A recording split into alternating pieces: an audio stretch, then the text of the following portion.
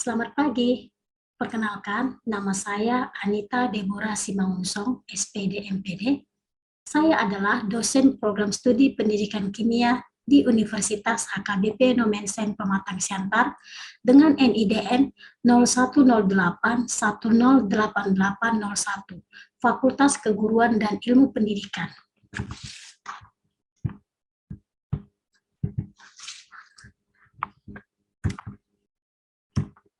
Pada prodi ini, saya mengampu mata kuliah Kimia Fisika Dasar, Praktikum Kimia Fisika Dasar, Micro Teaching, dan Kimia Inti. Nah, pada kesempatan kali ini, saya akan menjelaskan salah satu mata kuliah yang saya ampu, yaitu Kimia Fisika Dasar. Adapun mata kuliah Kimia Fisika Dasar, yaitu dengan kode mata kuliah PK 1122 dengan bobot sebanyak 2 SKS. Deskripsi mata kuliah ini, mata kuliah Kimia Fisika Dasar merupakan mata kuliah wajib pada program studi pendidikan kimia di Universitas HKBP Nomensen Pematang Siantar. Mata kuliah ini berisi pokok-pokok bahasan sifat-sifat gas, kapasitas panas, dan viskositas untuk gas ideal maupun gas sejati. Hukum-hukum dasar gas, kesetimbangan fasa gas cair, kesetimbangan ion, kesetimbangan fisis, asam basa, sifat-sifat koligatif larutan, dan sifat-sifat permukaan serta koloid dan elektrolisis. Setelah mata kuliah ini, diharapkan mahasiswa mampu menjelaskan tentang sifat-sifat gas ideal, gas sejati, larutan ideal, larutan sejati, sifat koligatif larutan, serta kesetimbangan, dan mahasiswa mampu mengaplikasikannya di bidang pendidikan kimia. Nah, yang menjadi metode pembelajarannya adalah menggunakan latihan, metode pengamatan atau observasi, atau metode tanya-jawab, dan diskusi kelompok. Metode pembelajaran disesuaikan dengan materinya di setiap pertemuan. Kemudian aspek penilaian ada 3, pengetahuan sebanyak 60%, keterampilan 20%, sikap 20%. Nah, teknik pengajaran yang digunakan yaitu blended learning, yaitu dengan 2 cara, virtual secara online dan secara tatap muka. Nah, secara online untuk pemberian tugasnya bisa dikirimkan lewat email. Kemudian kalau secara tatap muka, tugas bisa dikirim langsung ataupun dikumpul langsung pada pertemuan berikutnya. Nah, demikian sedikit penjelasan tentang mata kuliah Kimia Fisika Dasar. Selanjutnya, mari kita saksikan video pembelajaran berikut dari salah satu materi pada mata kuliah Kimia Fisika Dasar. Terima kasih.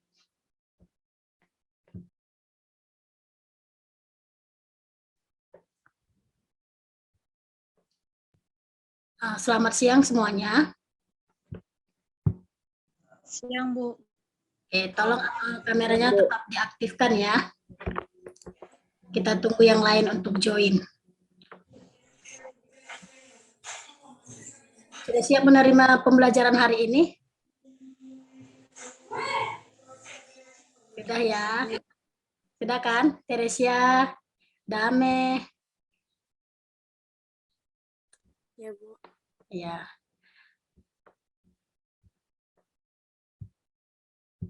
Oke, sebelum kita mulai pembelajaran, seperti biasa kita akan buka dengan doa yang dibawakan oleh Dame. Silahkan Dame bawa doa pembuka. Tolong kameranya tetap diaktifkan ya. Silahkan Dame.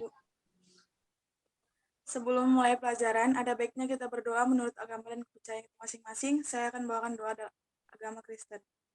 Puji syukur kami panjatkan kehadirat Bapa. Terima kasih karena Engkau telah memilih kami dari semalam hingga sekarang.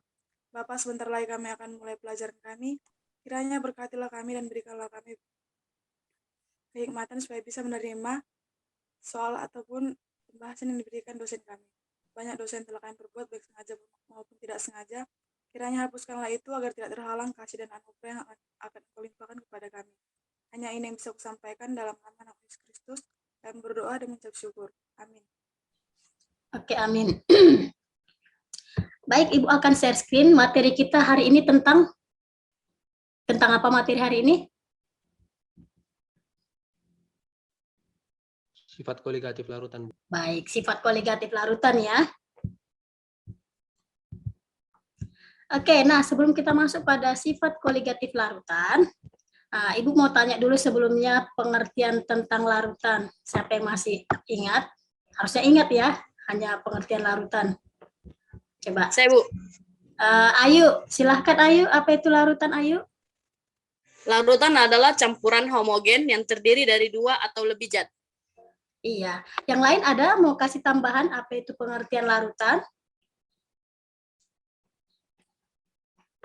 Baik, tidak ada. Ya, larutan adalah campuran 2 zat atau lebih yang homogen ya. Nah, dikatakan di situ homogen, artinya zat terlarutnya tidak nampak lagi. Contoh larutan. Apalah kita ambil contoh larutan, coba. Air gula, Bu. Iya, larutan gula, larutan garam. Nah, ketika kita melarutkan garam, kira-kira kalau sudah melarut, apakah garamnya masih nampak? Tidak, Bu. Tidak kan? Nah, itu dikatakan homogen ya. Zat terlarutnya tidak nampak lagi. Baik, kita akan masuk pada sifat koligatif larutan. Nah, di sini kan ada 4 yang dipelajari dalam sifat koligatif larutan. Nanti kita akan pelajari untuk sesi hari ini hanya 2 ya. Nah, apa itu sifat koligatif larutan? Nah, sifat koligatif larutan adalah sifat larutan encer dan tidak mudah menguap dan hanya bergantung pada jumlah partikel zat terlarut dan tidak tergantung pada jenisnya. Nah, terdapat 4 jenis sifat koligatif larutan yang akan dipelajari, yaitu yang pertama, penurunan titik beku atau delta TF. Kedua, kenaikan titik didih atau delta TB. Ketiga, penurunan tekanan uap atau delta P. Dan yang keempat, tekanan osmotik atau V. Nah, sebelumnya kalian pernah ini menerima pembelajaran waktu di bangku sekolah, ya kan? Mengenai sifat koligatif larutan. Ya. Yang pertama kita akan bahas mengenai kenaikan titik didih. Ya. Kita lihat kenaikan titik didih. Nah, sebelumnya Ibu mau tanya, air mendidih pada suhu berapa? 100, Bu. Ya, 100. Jangan harus lengkap ya, 100 derajat Celcius ya. Karena ada suhu dalam Kelvin, ada lagi dalam Fahrenheit, ya kan? Ada dalam Reaumur. Nah, 100 derajat Celcius. Nah, baik, kenaikan titik didih itu apa? Atau delta TB adalah adanya zat terlarut di dalam pelarut menyebabkan larutan yang terbentuk semakin sukar mendidih. Ya, semakin sukar mendidih. Kita lihat rumusnya, delta TB larutan, kenaikan titik didih, sama dengan TB larutannya dikurang TB pelarut. Ya, TB pelarutnya TB 0. Oke, untuk mencari delta TB-nya, sini ada rumus. Delta TB sama dengan KB kali M. Ya, KB kali M. Di mana M itu adalah molalitas. Itu sebelumnya sudah kita pelajari mengenai konsentrasi ya. Ada molaritas, juga ada molalitas. Yang kecil ya. Oke, molalitas sendiri itu rumusnya adalah massa terlarut per mR dikali 1000 per massa pelarutnya. Ya, ini sudah dipelajari sebelum-sebelumnya. Ya, mencari mR sudah dipelajari, mencari molalitas juga sudah. Nah, untuk yang kedua, penurunan titik beku atau delta TF adalah adanya zat terlarut di dalam pelarut menyebabkan larutan yang terbentuk sukar membeku. Kalau tadi kan kenaikan titik didih semakin sukar mendidih ya. Nah, ini titik beku semakin sukar membeku. Nah, perhatikan rumusnya. Delta TF larutan sama dengan TF pelarut dikurang TF larutan ya. Jadi penurunannya TF pelarut dikurang TF larutannya ya. Ini pelarut TF0 itu. Kemudian delta TF-nya. Mencari delta TF sama dengan KF dikali M. Tadi molalitas sudah dijelaskan rumusnya ya. Nah, lalu TF larutannya, ini TF larutan, yang Ibu blok ini adalah TF larutan sama dengan negatif delta TF. Nah, dari mana negatif? Perhatikan rumus sebelahnya ini. Dari sini, TF ditambah delta TF sama dengan 0. Maka, kalau dia sama dengan 0, ditanya TF berarti 0 dikurang delta TF. Makanya jadi negatif delta TF.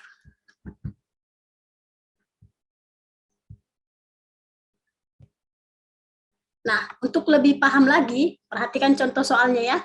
Hampir sama cara mencarinya kenaikan titik didih dengan titik buku. Hanya beda di lambangnya. Kalau di situ kan ada hubungannya dengan molalitas ya. Kita lihat contoh soalnya. Etilen glikol adalah zat anti beku yang lazim digunakan untuk mobil.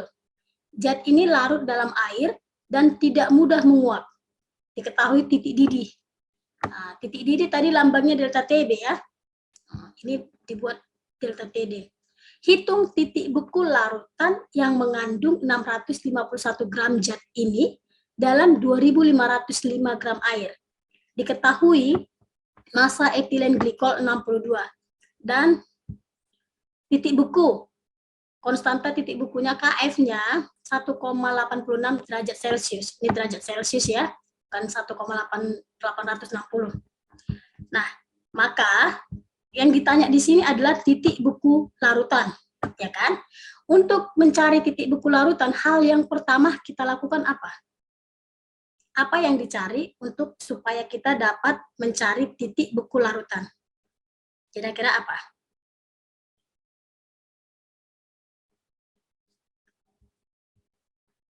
Adalah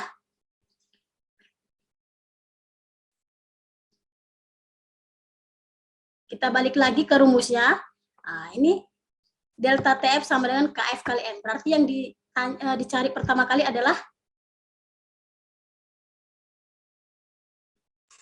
M, Bu. iya, molalitas ya. Molalitas M-nya. Jadi kita akan cari M-nya, molalitas. Nah, molalitas itu berulang-ulang kita selalu Ibu selalu ingatkan apa rumus molalitas, apa rumus molaritas ya. Nah, molalitas massa per MR. Massanya di sini berapa?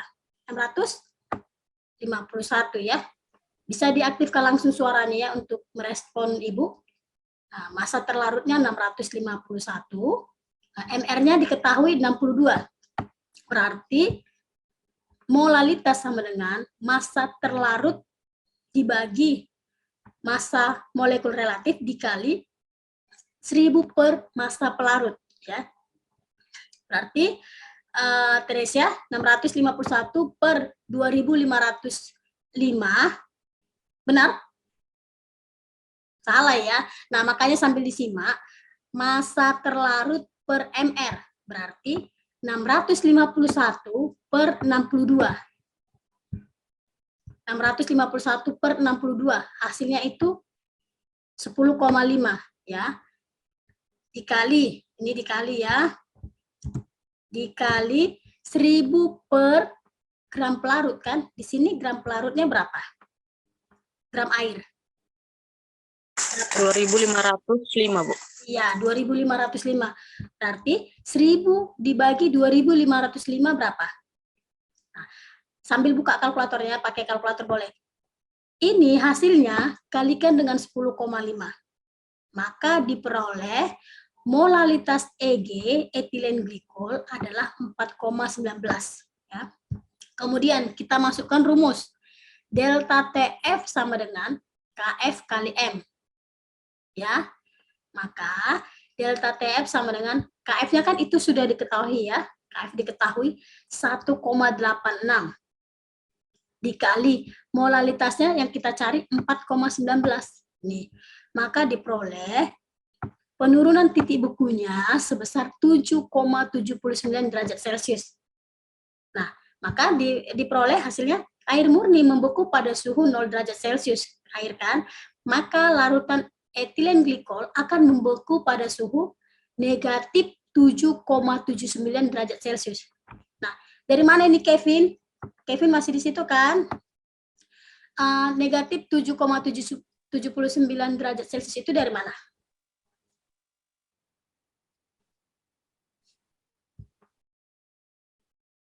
Ayo, dari, lihat ini, negatif. 0 dikurang 7,79. Makanya hasil 7,79 derajat iya. Celcius, Bu. Baik. Makanya hasilnya negatif ya. Ibu harap harus dipahami ya. Kenapa dia 0 Ya, Bu, dikurang? siap, Karena siap. kan pada air murni. Air kan membeku pada suhu 0 derajat Celcius ya. Nah, sampai di sini ada pertanyaan, coba diperhatikan dulu, ada yang kurang paham.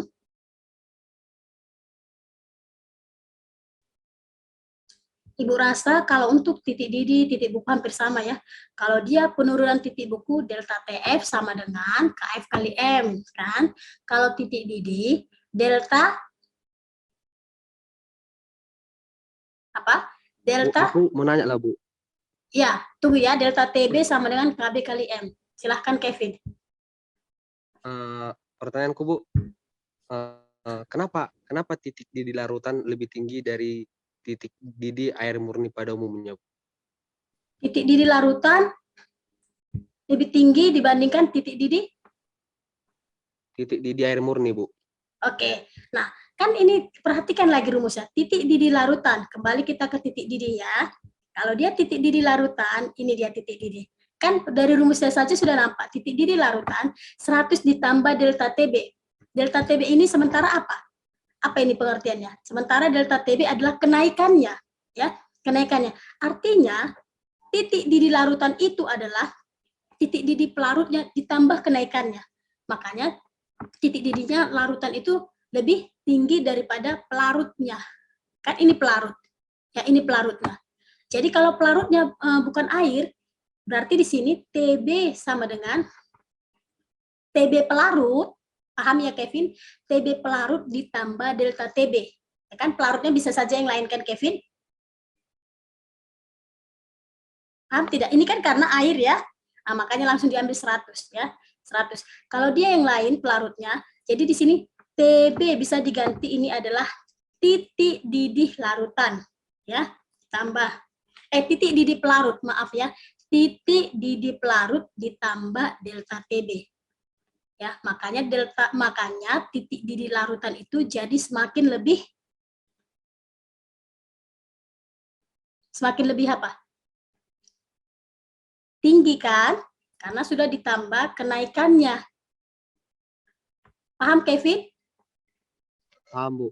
Nah, jangan langsung berpatokan ini hanya 100 ya, karena dia pada air kan. Kalau pelarut yang lain berarti di sini Kevin TB pelarut ya. TB pelarut ditambah delta TB. Ya kan? Oke, baik. Kita ambil satu soal dulu supaya lebih paham. Oke, yang nomor 1. Hitung MR dari 72 gram suatu zat non-elektrolit dalam 1 liter air pada titik didih 100,208 derajat Celcius. Nah, ini pertanyaan kamu kan, Kevin. Ini lebih tinggi daripada TB pelarutnya kan?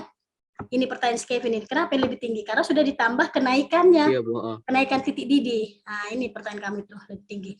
Nah, di sini diketahui ya, KB-nya 0,52. Yang ditanya massa molekul relatif MR dari zat tersebut ya. Nah, perhatikan, yang tadi yang Ibu jelaskan adalah zat non elektrolit ya. Kalau zat elektrolit itu ada nanti ditambah I ya. Delta TB sama dengan KB kali M kali I. Nah, ini kan untuk zat non elektrolit ya. Oke, maka langkah pertama yang dicari apa? Ini ditanya MR. Nah, ini titik didih. Ambil rumus titik didih ya. Dicari delta.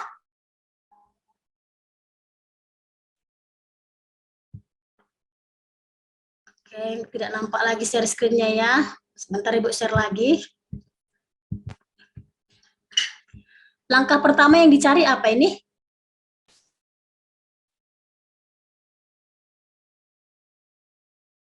Delta TB, Bu. Iya, delta TB.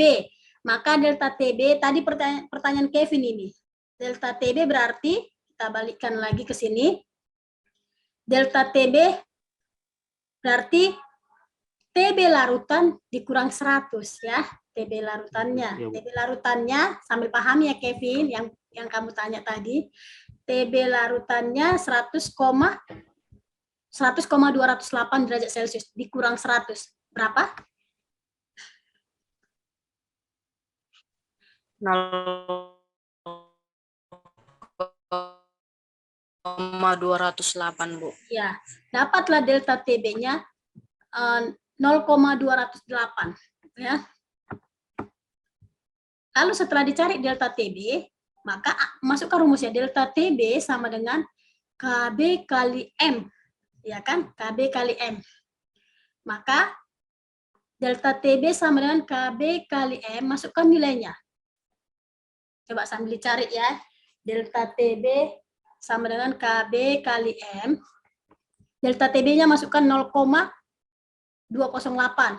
Nah, lalu KB-nya ini diketahui 0,52. Ya, dapatlah M-nya.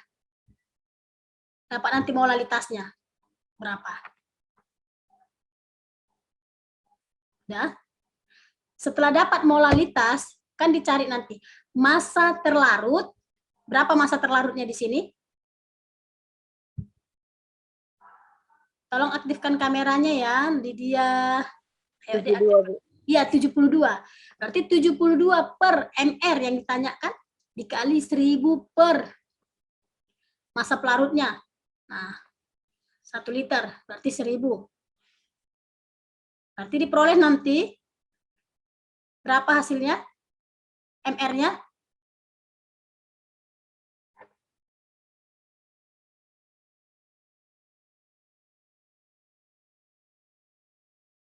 Seratus? 180, Bu. Ya. Nanti diperoleh MR-nya itu dari perhitungan, diperoleh MR suatu zat ini adalah 180. Paham ya? Jadi harus kita bisa penggunaan rumus-rumus dari delta TB, kemudian dari titik buku, ataupun yang lainnya ya, supaya bisa mencari. Nanti yang nomor 2, hitung titik buku Korea. Nah, lihat lagi rumusnya dan pahami kembali ya. Oke, Ibu rasa sampai di sini aja dulu. Untuk tugasnya, sisa dari soal ini. Nah, di sini ada berapa soal? Ada sampai 6 soal. Yang kita bahas berapa soal tadi?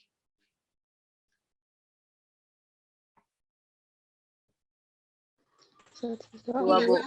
Satu contoh soal, satu lagi dari soal, ya kan Lydia? Nah, jadi sisanya 6 kurang 1, 5 soal lagi itu tugas, ya. Itu tugas. Oke, ada pertanyaan?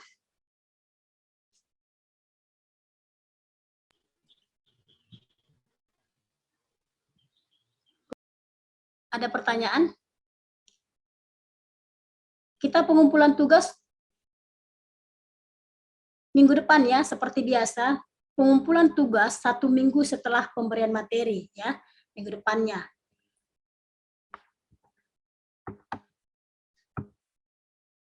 Nah, kalau tidak ada pertanyaan, coba siapa yang bisa simpulkan tentang sifat koligatif larutan ini, satu orang saja pun. Ayo. Siapa bisa simpulkan sifat koligatif larutan?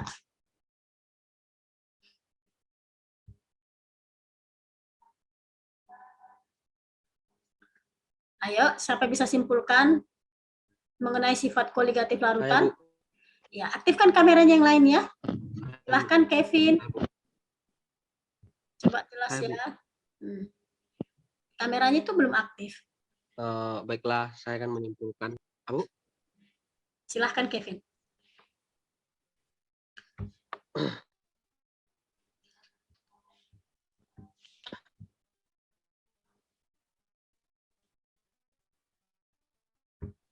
Baiklah, saya akan menyimpulkan sedikit mengenai sifat koligatif larutan ini yang dalam perhitungan sifat koligatif larutan itu yang mau dicari itu yang pertama ada molalitas, ada juga fraksi mol, dan ada juga sifat koligatif larutan yang non elektrolit dan sifat koligatif larutan non elektrolit ini dibagi dari beberapa, yaitu yang pertama ada penurunan titik uap, kenaikan titik didih, penurunan titik buku, tekanan osmotik.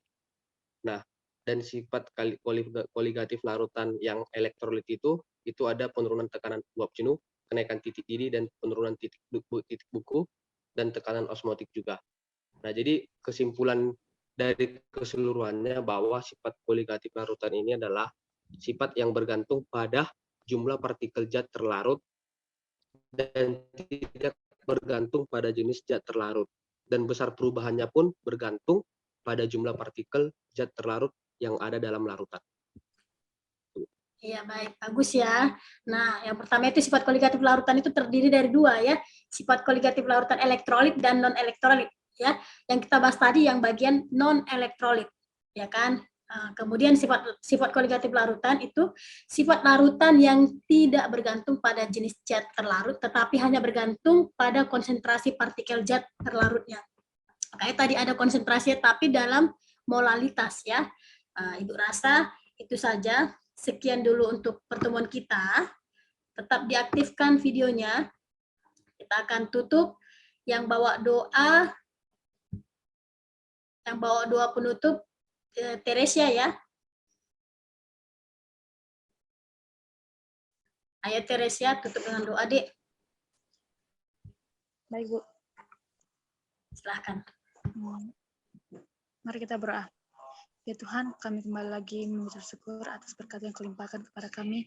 Sampai hari ini Engkau menjaga kami dari malam hingga pagi hari ini dalam keadaan sehat, tidak kekurangan apapun. Tuhan Yesus, kami sudah selesai belajarnya Tuhan. Semoga pembelajaran yang kami dapat kami bisa simpulkan dan bisa menjadi masa depan kami ke depannya Tuhan. Dan juga berkatilah dosen kami agar dosen kami bisa selalu murah rezeki dan ampunilah dosa kami yang sengaja maupun tidak sengaja. Di dalam nama-Mu anak Tuhan Yesus Kristus kami mengucap syukur. Amin.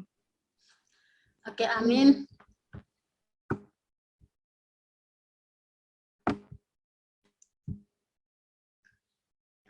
Kalau begitu, terima kasih untuk pertemuan hari ini ya. Jangan lupa tugasnya akan dikumpul minggu depan. Ya, tetap dipelajari di rumah dan tetap jaga kesehatan. Sampai bertemu di pertemuan berikutnya. Terima kasih. Selamat siang. Siang, Bu. Bu.